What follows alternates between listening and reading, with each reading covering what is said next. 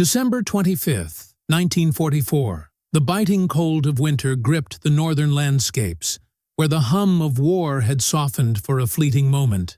Snowflakes swirled in the crisp air, settling gently on the worn uniforms of men who had seen months, even years, of suffering. In the heart of a prisoner of war camp, the distant rumble of heavy machinery and the crack of rifles had quieted, replaced, for just a brief moment, by the rarest of sounds. Laughter. Genuine, unrestrained, and full of disbelief. Inside a small, makeshift dining hall, the clinking of metal spoons against bowls rang out. But this was no ordinary Christmas meal.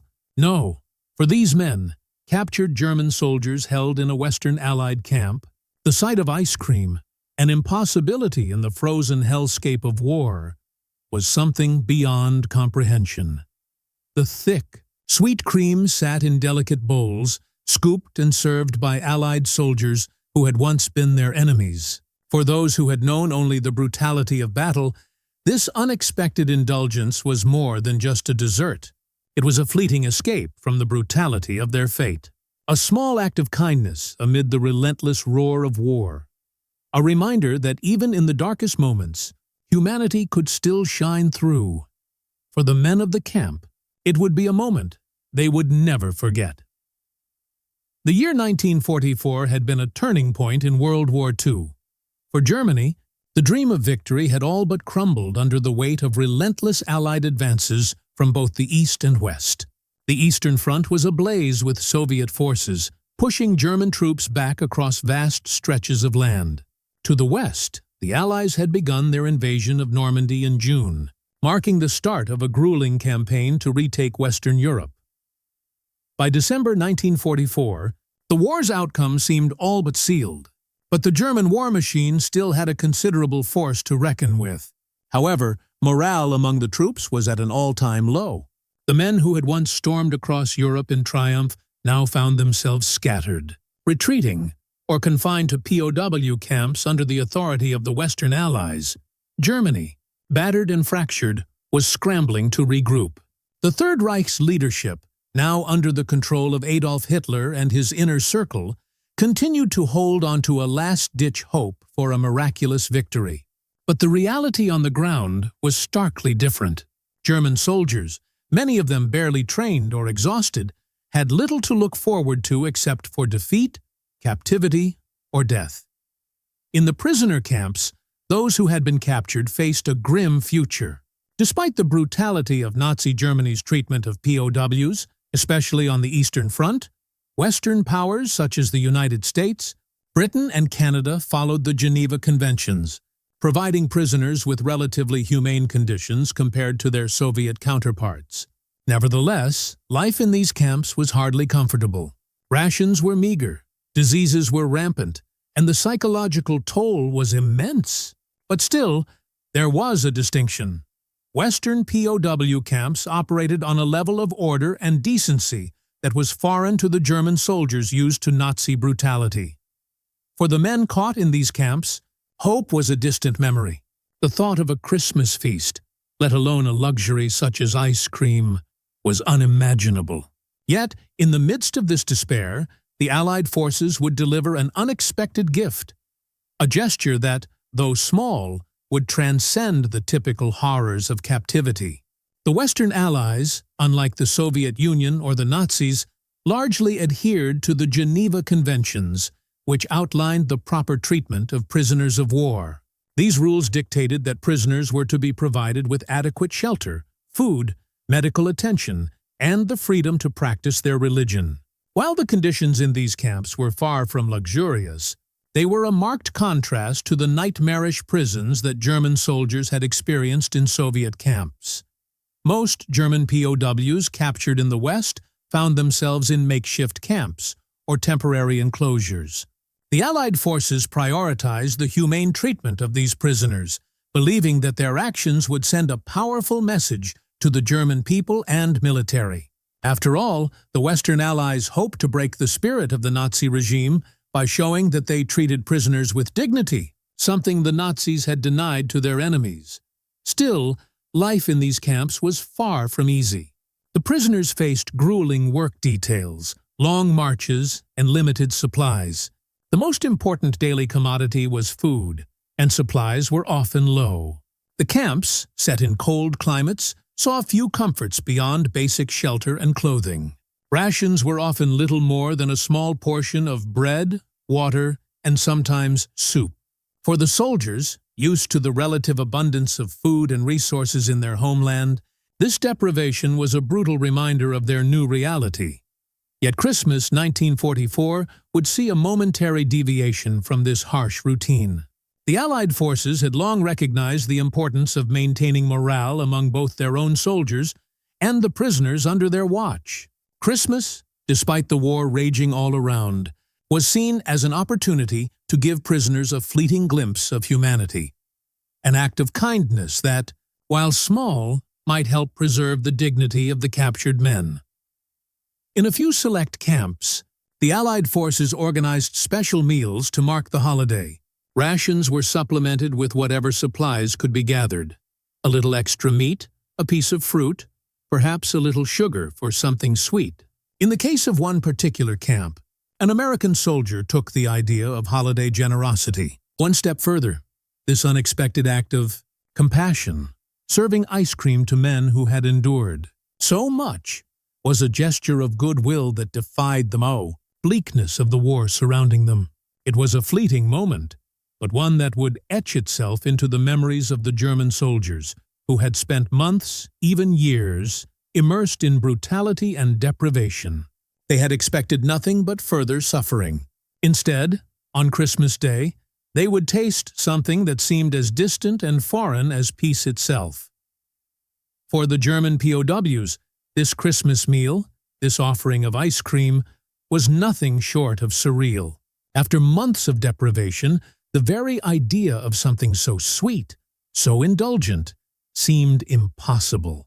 Their faces, gaunt and hollow from months of captivity, softened as they were handed bowls of the frosty dessert.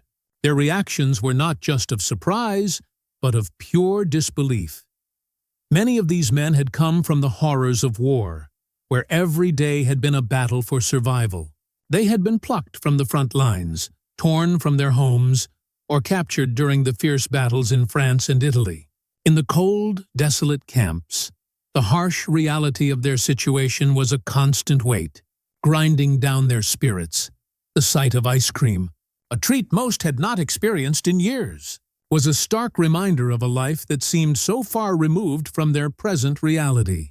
For some, it symbolized a moment of innocence lost to the ravages of war. For others, it was a brief but significant reprieve, a return to a simpler, happier time before they had known the full force of the war's devastation. As they spooned the cold, sweet cream into their mouths, their eyes betrayed a mixture of emotions: confusion, gratitude, and even a sense of shame. Some men could not quite accept the kindness being offered. They had been taught that the enemy, especially the Allied forces, were nothing but cruel and ruthless. This moment, this fleeting act of kindness, was as bewildering as it was humbling. But for many, it was a profound experience. One POW later recounted that the ice cream served that Christmas was more than just a dessert. It was a reminder of what had been lost and what could still be preserved in the human spirit. The simple act of sharing food on Christmas Day was a reminder of the shared humanity between captor and captive, even amid the horrors of war. The significance of this gesture, though personal and emotional, also had a tactical side. In the high-stakes environment of war, the treatment of POWs was not just about following international law. It was a reflection of the morale and psychological warfare between the nations.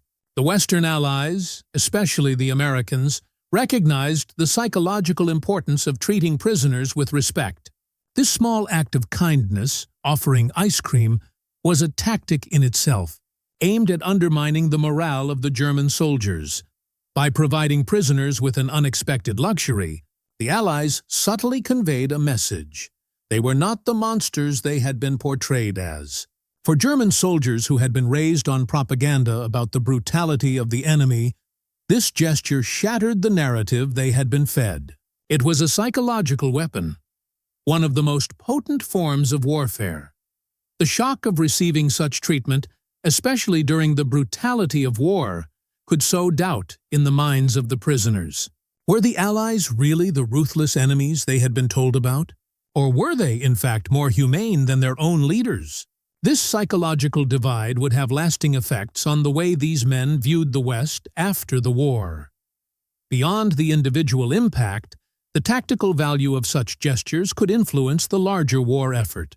In a broader sense, the humane treatment of prisoners was a form of diplomacy, an effort to break down animosities in the aftermath of the war. Even if it only affected a small number of prisoners, the message was clear. The Allies were capable of both military might and compassion, providing something as seemingly simple as ice cream in a prisoner of war camp was no small feat. The logistics of delivering such a treat were complicated by the nature of wartime conditions. Resources were stretched thin, and the Allied forces were engaged in a relentless fight on multiple fronts. But for some, the idea of serving ice cream was not only an act of kindness. It was a demonstration of the ingenuity and resourcefulness that characterized the Allies during the war. How did they manage to serve ice cream in a setting where basic supplies were scarce? The process likely involved the use of portable refrigeration units, which were a relatively new and important piece of technology at the time. The American forces had developed such systems for use on the front lines, allowing them to transport perishable goods, like ice cream, over long distances. The idea of delivering such a treat to a POW camp required coordination and careful planning. The logistics teams had to secure enough supplies, including the ice cream itself, and then ensure it could be preserved and served without melting. For the men receiving it, the fact that such a treat had been made possible under these conditions was a testament to the technological prowess of the Allies. In a broader sense, this moment highlights how technology could impact even the smallest of actions during the war. While battles were won with tanks and aircraft, small technologies, like portable refrigeration, had a significant role to play in shaping the experience of war for both soldiers and prisoners. The leadership decisions surrounding the treatment of POWs were a direct reflection of the values and strategies employed by the Allied forces. As the war dragged on and more German soldiers found themselves captured, the question of how to handle these prisoners became increasingly important. In Western camps, leadership was guided by the principles laid out in the Geneva Conventions, but it also stemmed from a deeper moral outlook.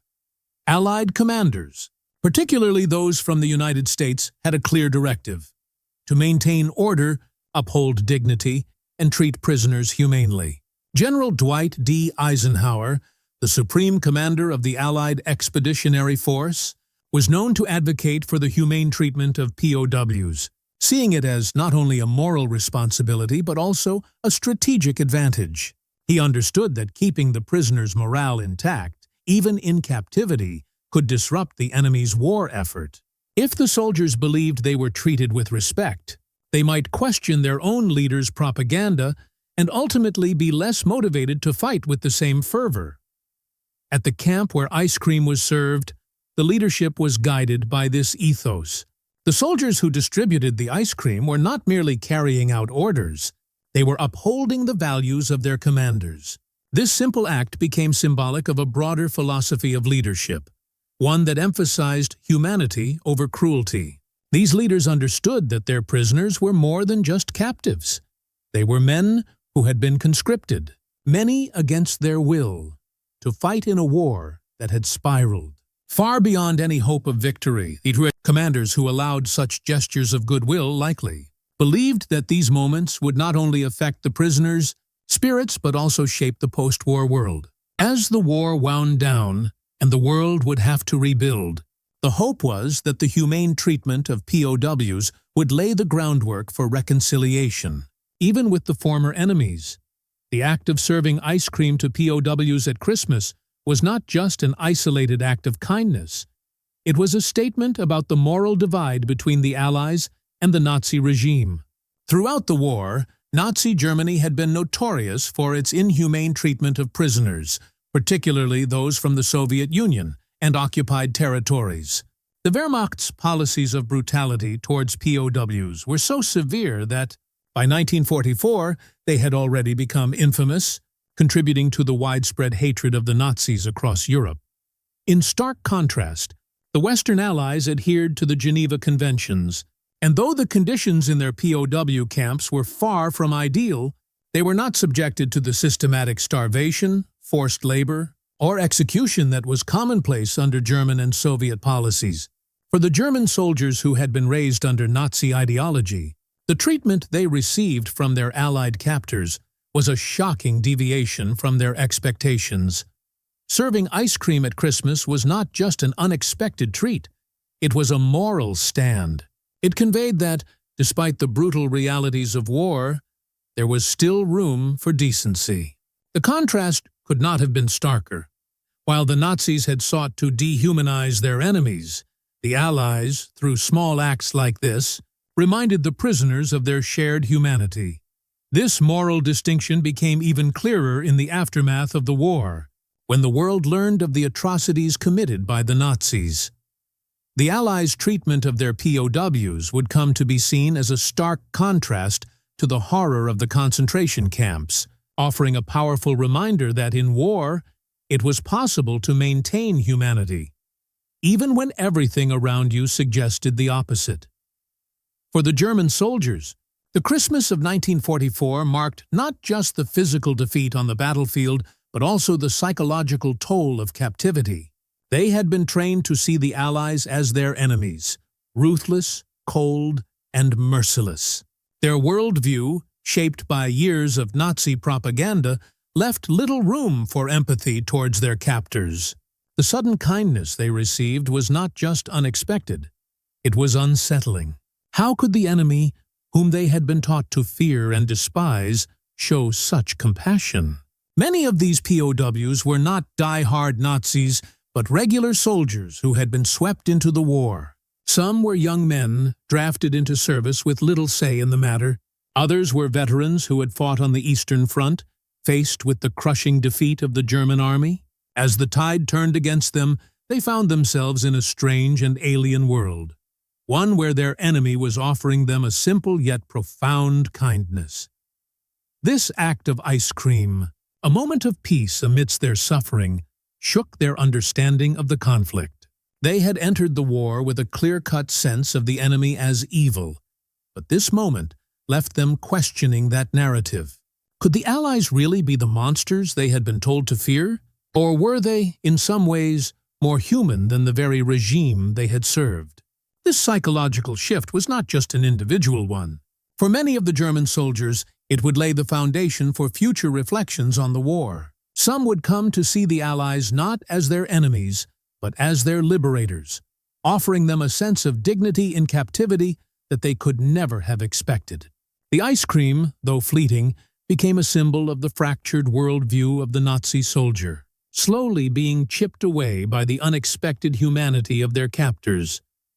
It was Christmas morning, December 25th, 1944, and the camp was unlike any other on this day. For the German POWs, it was a day that had begun like any other, cold, dreary, and filled with the monotony of captivity. The men awoke to the familiar sights and sounds of the camp, the clinking of bars, the murmur of soldiers' voices, the faint rumble of distant artillery as the war continued to rage across Europe. But as the day unfolded, it became something entirely unexpected. Allied soldiers, stationed at the camp, had planned something unusual for their captives. For those who had been at the front lines or in the POW camps for months, the thought of a Christmas treat was almost laughable. A full meal was a rare luxury. A dessert, let alone ice cream, seemed impossible. Yet, in the midst of the bleak winter, Allied personnel had managed to pull off a small miracle. Ice cream, a rarity even for their own soldiers, was served to the prisoners. The moment the first bowl of ice cream was handed to a German soldier, it was met with stunned silence. The men stared at the small, frozen dessert in disbelief, as if it were an apparition. It was an object of such rarity and frivolity, in a time and place consumed by death and destruction, that its mere existence seemed incongruent. The POWs, accustomed to stale bread and watery soup, couldn't quite reconcile what they were being given. For many, it felt like a cruel joke, one that spoke to the absurdity of war itself. How could the enemy offer such a gesture? How could they, who had been conditioned to hate, now receive something so unexpectedly humane? The initial shock gave way to cautious curiosity. Slowly, men began to take spoonfuls, and with the first taste came a collective exhalation. The icy, creamy sweetness was a momentary reprieve from the bitterness of war. It was as though time itself slowed for a moment, and in the midst of the cold, white landscape, they experienced a brief return to their humanity. The world around them had grown dark and cruel, but here, for a few minutes, they were reminded of something more peaceful, something that belonged to the world before war had stolen their lives. The Allied soldiers, who had prepared the treat, watched the reaction from a distance, perhaps aware of the weight this moment carried. For them, the act of serving ice cream wasn't just about sharing a holiday tradition. It was about sending a message. By giving these men, their captives, something they could never have imagined in their circumstances, the Allies were demonstrating not only mercy, but also a recognition of shared human dignity. It was an unspoken challenge to the horrors of the war, and to the ideologies that justified its brutality. The German POWs, for their part, were torn between gratitude and confusion. Some were skeptical, unable to accept such kindness from an enemy they had been taught to fear and despise. But for others, it was a reminder of the world they had once known. It was a fleeting moment of peace, a brief glimpse of normalcy amidst the carnage of war. And it would leave an indelible mark on them long after the ice cream had melted, and the holiday passed. Christmas in wartime was always a complex and emotionally charged affair. For soldiers, both Allied and Axis, it marked a bitter reminder of home and what had been lost. It was a time traditionally associated with joy, family, and peace, values that were the antithesis of the devastation they were living through. Yet, Christmas also carried with it a deep sense of hope, a hope that, despite the horrors surrounding them, humanity might still be capable of compassion and kindness. In the midst of war's darkest moments, Christmas had a unique significance for the men on both sides. For the German soldiers, trapped in POW camps, Christmas was a reminder of the homes they would never see again. For the Allied soldiers, it was a bittersweet moment of reflection, reluctantly celebrating in a foreign land, surrounded by the brutality of war. And for the POWs, it became an even more complicated emotional landscape. A day they had once cherished, now rendered hollow by the knowledge that they were prisoners. Yet, in that small camp, for a few hours on Christmas Day, the division between captor and captive blurred. The act of serving ice cream represented a larger shift in how the war was perceived. It was a break from the long-standing belief that wartime cruelty was an inevitable, unquestionable part of the conflict. In that moment, the prisoners and their captors shared something simple yet profound, an acknowledgement of the human need for something beyond survival. The ice cream was not just a treat, it was a statement, one of humanity, even in the most unlikely of circumstances. As the prisoners finished their bowls, a sense of quiet lingered over the camp. There were no cheers, no grand speeches, only the subtle acknowledgement of a shared experience. The prisoners may not have fully understood why the Allies had chosen to offer them ice cream that day, but for a brief moment, it didn't matter. The gesture was larger than the dessert itself. It was an unexpected gift in the middle of a brutal war. A reminder that even in the worst of times, moments of kindness could still exist. The event marked a decisive shift, not just for the prisoners, but for the war itself. The brutal reality of the conflict was far from over. But this simple act of kindness would echo in the memories of the German POWs long after the war had ended. The immediate impact of the ice cream served at Christmas was profound, though difficult to quantify in any conventional military sense. For the German POWs, the experience of being treated with such unexpected kindness became an indelible memory, one that stood in stark contrast to everything they had endured up until that point. After the initial shock and disbelief, the prisoners' emotions ranged from gratitude to confusion. Some of the men spoke of feeling humbled by the act, while others remained suspicious, unable to fully accept the gesture. The act of receiving ice cream was not simply about the treat itself, but about the challenge it posed to their long-held beliefs about the Allies. In the Nazi propaganda machine, the Western Allies were depicted as cold, ruthless enemies who would stop at nothing to crush Germany. Yet, here they were, receiving a luxury usually reserved for the privileged, food that seemed to mock the harshness of their daily existence in the camp. For the POWs who had been accustomed to harsh, sometimes cruel treatment from their captors in other parts of the war, this moment felt like a surreal departure from the brutal reality they had come to expect. For many, this unexpected kindness allowed them to begin to reconsider their perception of their captors. They were, after all, prisoners in a war they had not chosen, and the moment of being treated with dignity, however brief, shattered their understanding of the war in ways they had not anticipated. Some German prisoners, who had suffered at the hands of the Soviet Union or had witnessed the atrocities committed by the Nazis, found this small act of humanity especially poignant. They spoke later of the impact the ice cream had on their mental state, with one former POW recalling that it reminded us that we were still human, despite everything. In the hours following the meal, there was little outward display of emotion, no loud celebrations or outbursts. Instead, there was a quiet shift in the camp's atmosphere. The men who had been hardened by months of captivity and the brutality of war had, for just a moment, been reminded of something they had lost along the way: their humanity. It was a moment of peace in an ocean of chaos, and it would stay with them long after the war ended. The act of serving ice cream to German POWs in Christmas 1944 would echo far beyond that single moment. After the war, many of the prisoners who had been held in Allied camps would speak of this Christmas day with a sense of awe, remembering it not just as a simple holiday treat, but as a pivotal experience that reshaped their understanding of the war and their captors. For the Allies, this moment of humanity served as a reminder of the moral superiority they believed they had over the Nazis.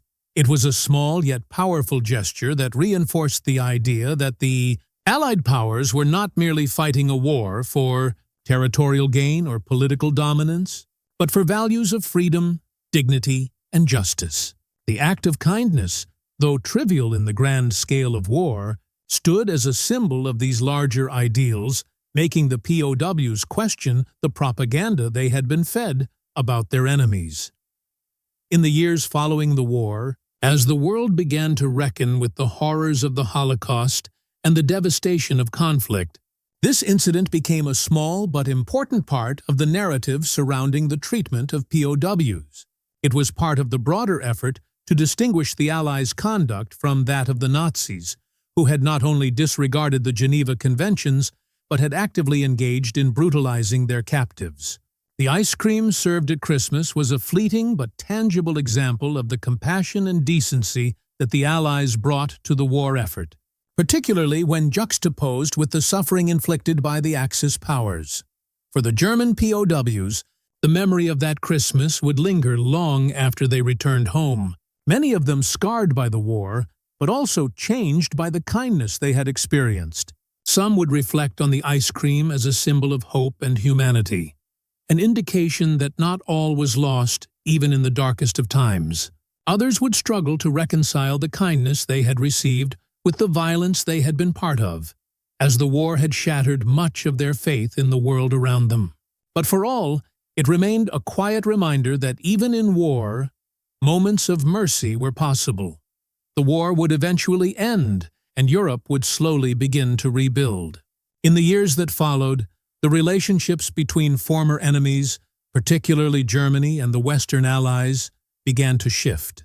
While much of the rebuilding process was driven by politics, economics, and strategy, acts like the Christmas ice cream were part of a larger effort to sow seeds of reconciliation.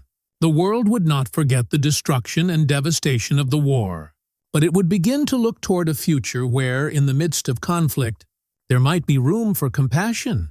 The ice cream, though a small and fleeting moment in history, symbolized the potential for humanity to rise above the horrors of war. It reminded both the prisoners and their captors that even in the darkest hours, humanity could still find a way to shine through. The memory of ice cream served to German POWs on Christmas Day 1944 holds a profound place in the narrative of World War II. Not because of the act itself, but because of what it symbolized in the larger context of human suffering and dignity during wartime. It was a brief, fragile moment of kindness that stood in stark contrast to the brutality of the war and, in many ways, encapsulated the complex relationship between captor and captive, soldier and enemy. In war, the lines between right and wrong, heroism and villainy, often blur. Soldiers on both sides, despite the rhetoric and propaganda that framed their battles, were, at their core, human beings forced into a world of violence and suffering. The men who sat in that POW camp, receiving ice cream on a cold winter's day, had been pawns in a game far beyond their control. For many, this small act was a reminder that they were more than just soldiers. They were people, with memories, hopes, and a yearning for something beyond the violence that had consumed their lives for so long. But perhaps what is most striking about this moment is its simplicity. The ice cream, something as inconsequential as a dessert in any other context, became a powerful symbol of humanity's capacity for compassion even in the darkest of times. It was not a weapon or a political maneuver. It was an act of mercy that transcended the horrors of war and offered a fleeting, yet meaningful, respite from the suffering. In the years following the war, the men who had been POWs would return to their lives, often carrying with them the scars of battle, both physical and psychological. But the memory of that Christmas, of the small bowl of ice cream, would serve as a reminder that even in the worst moments of human conflict, there are still opportunities for kindness. The war had taught them many lessons, but this one act, so simple yet so deeply human, would stay with them long after the war had ended. And for the soldiers who served that ice cream, it was a moment of reflection too. They too had experienced the horrors of war. They too had lost something, whether it be their innocence, their sense of security, or even their faith in humanity. But in that moment, they offered something that transcended the killing fields of Europe. A simple, unexpected gesture of peace. It was their way of saying, "We are more than the uniforms we wear. We are human." The ice cream served on Christmas Day 1944 may have melted away, but its significance lingered. It was a small beacon of hope in a world consumed by war, a reminder that, in the end, the battle for human dignity is perhaps the most important one of all.